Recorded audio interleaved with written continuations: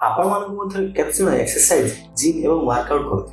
ଆପଣମାନଙ୍କ ମନକୁ କେବେ ଏଭଳି ପ୍ରଶ୍ନ ଆସିଛି କି କେଉଁ ସମୟରେ ୱାର୍କଆଉଟ୍ କରିବା ଉଚିତ, ସକାଳ ନା ସନ୍ଧ୍ୟା? ଆପଣମାନଙ୍କ ମଧ୍ୟରେ କେତେ ଜଣ ସନ୍ଧ୍ୟାରେ ଆଉ କେତେ ଜଣ ସକାଳେ ୱାର୍କଆଉଟ୍ କରନ୍ତି? ଏହି ଭିଡ଼ିଓରେ ମୁଁ କହିବାକୁ ଯାଉଛି ଏଭଳି ଏକ ସମୟ ବିଷୟରେ ଯାହାକି ଯାଦୁ ଭଳି କାମ କରେ।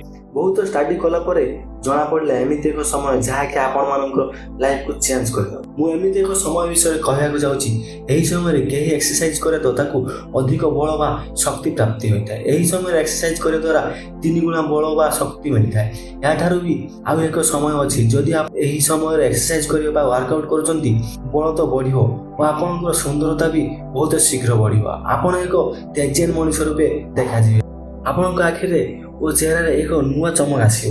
ଏହି ସମୟ ହେଉଛି ସକାଳ 4:24ରୁ 5:12 ପର୍ଯ୍ୟନ୍ତ। ଯେଉଁ ସମୟ ସେହି ସମୟ ବିଷୟରେ କହୁଛି, ଟୋଟାଲ 48 ମିନିଟରେ ଏହି ସମୟ, ଯାହାକୁ ବ୍ରହ୍ମ ମୁହୂର୍ତ୍ତ ମଧ୍ୟ କୁହାଯାଏ। ଏହି ସମୟରେ ଯଦି ଆପଣମାନେ ୱାର୍କଆଉଟ୍, ପ୍ରାଣାୟାମ, ଯୋଗ କରୁଛନ୍ତି ତ ଆପଣଙ୍କ ଶରୀରରେ ଏକ ଆଶ୍ଚର୍ଯ୍ୟଜନକ ଶକ୍ତି ଆସିବ। ଆପଣଙ୍କର ଇଣ୍ଟେଲିଜେନ୍ସ କୋସେଣ୍ଟ ବଢ଼ିଯିବ, ଆପଣଙ୍କର ବୁଦ୍ଧି ତୀବ୍ର ଗତିରେ ବଢ଼ିବାରେ ଲାଗିବ। ଏହି ସମୟରେ ଯେକୌଣସି ବି କାମ କରନ୍ତୁ 2 ଗୁଣ ସ୍ପିଡରେ ତାହା ଏଫେକ୍ଟ ହୋଇଥାଏ। ଆପଣମାନଙ୍କ ମନକୁ ତ ପ୍ରଶ୍ନ ଆସୁଥିବେ, ଏହା କେମିତି ହୋଇପାରିବ? ଏହା କ'ଣ ସତରେ ସମ୍ଭବ? ହଁ, ଏହା ସମ୍ଭବ। ଆସନ୍ତୁ ଜାଣିବା ଏହା ପଛରେ କାରଣ କ'ଣ ରହିଛି। ଏହି ସମୟରେ ଶୁଦ୍ଧ ଅକ୍ସିଜେନ୍ ପ୍ରବାହିତ ହୋଇଥାଏ। ଏହି ଅକ୍ସିଜେନ୍ ଆମ ଶରୀର ପାଇଁ ବହୁତ ଦରକାରୀ। ଆପଣମାନେ ଏକଥା ତ ଜାଣିଥିବେ ନିଶ୍ଚୟ। ଆମର ଖାଦ୍ୟରୁ ରକ୍ତ ଓ ମାଂସ ତିଆରି ହୋଇଥାଏ। ଏହି ପ୍ରୋସେସରେ ଅକ୍ସିଜେନ୍ ବ୍ୟବହାର ହୋଇଥାଏ। ଏହି ପ୍ରୋସେସକୁ ଅକ୍ସିଡେସନ୍ କୁହାଯାଏ। ଏହି ଶୁଦ୍ଧ ଅକ୍ସିଜେନ୍ ଆମ ଶରୀର କୋଣ ଅନୁକୋଣରେ ପହଞ୍ଚିଥାଏ। ଏହି ଅକ୍ସିଜେନ୍ ହିଁ ଡିସାଇଡ୍ କରିଥାଏ କେଉଁ କେଶ ଜୀବିତ ରହିବ ଆଉ କେଉଁ କେଶ ଡ୍ୟାମେଜ୍ ବା ବିଲୁପ୍ତ ହୋଇଯିବ। ଆପଣ ଖାଦ୍ୟ ଖାଉଛନ୍ତି କିନ୍ତୁ ଗ୍ରୋଥ୍ ହେଉନାହିଁ, ଆପଣ ୱାର୍କଆଉଟ୍ କରୁଛନ୍ତି, ମସଲ୍ ଗ୍ରୋଥ୍ ହେଉନାହିଁ, ଅକ୍ସିଜେନ୍ ସେହି କେଶ ପର୍ଯ୍ୟନ୍ତ ପହଞ୍ଚି ପାରେ ନାହିଁ, ସେଇଥିପାଇଁ ଆପଣଙ୍କର ମସଲ୍ ଗ୍ରୋଥ୍ ହୋଇନଥାଏ। ଯଦି ଆପଣ ଏହି ସମୟରେ ଉଠି ଏକ୍ସରସାଇଜ୍ ବା ଯୋଗ କରୁଛନ୍ତି ତ ବଳ ବୃଦ୍ଧି 2 ଗୁଣ ହୋଇଯିବ। ରାମମୂର୍ତ୍ତି ଏହି ସମୟରେ ଉଠି ରାମମୂର୍ତ୍ତି ଦଣ୍ଡ ଲଗାଉଥିଲେ। ଆର୍ମି କମାଣ୍ଡୋ ମାନଙ୍କର ଟ୍ରେନିଂ ପାଇଁ ଏହି ସମୟରେ ଉଠାଯାଇ ସେମାନଙ୍କୁ ଟ୍ରେନିଂ ଦିଆଯାଇଥାଏ।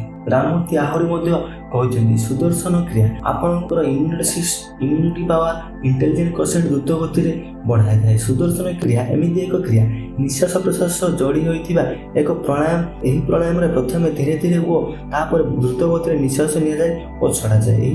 ଯେଉଁ ବ୍ୟକ୍ତି ଏହି ଯୋଗକୁ ସେହି ସମୟ ମତଲବ ବ୍ରହ୍ମ ମୁହୂର୍ତ୍ତରେ କରିଥାଏ, ଏହା ଦ୍ୱାରା ଆପଣଙ୍କ ନିଶ୍ୱାସ ଉପରେ ପୁରା କଣ୍ଟ୍ରୋଲ ଆସିଯାଇଥାଏ। ଆପଣଙ୍କର ଇମ୍ୟୁନିଟି ସିଷ୍ଟମ ବହୁତ ବଢ଼ିଯାଇଥାଏ। ବହୁତ ପ୍ରକାର ମାନସିକ ରୋଗରୁ ଲଢ଼ିବାର ଶକ୍ତି ଆସିଯାଇଥାଏ।